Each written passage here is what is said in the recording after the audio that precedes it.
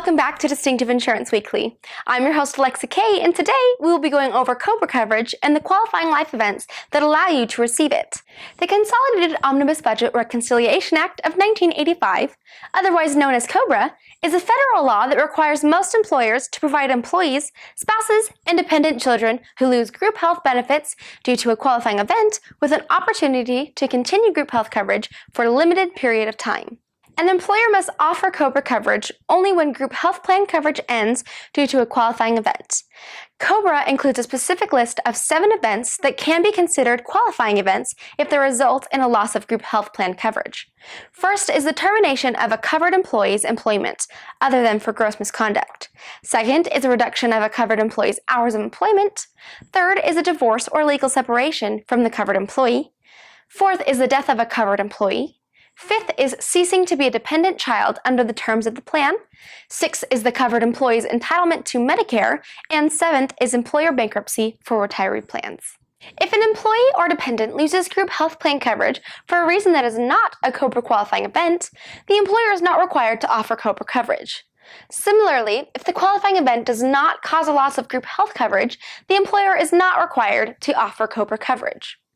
Almost all employers with group health plans must comply with COBRA, including corporations, partnerships, and tax-exempt organizations. There is a small employer exception to COBRA. An employer's group health plan is not subject to COBRA if the employer normally employed fewer than 20 employees during the preceding calendar year. The period of COBRA coverage offered to qualifying beneficiaries is known as the maximum coverage period. The length of the maximum coverage period depends on the type of qualifying event that has occurred. It is 18 months for termination of employment or reduction in hours, and 36 months for all other qualifying events. There are situations where the maximum coverage period can be extended due to disability or a second qualifying event, or terminated early. Like, for example, when COBRA premiums are not paid. A qualifying event is any one of the 7 specified events that occurs while a health plan is subject to COBRA, and that results in a loss of coverage to a covered employee, covered spouse, or a covered dependent child. There are some situations that are not considered qualifying events that require COBRA coverage to be offered.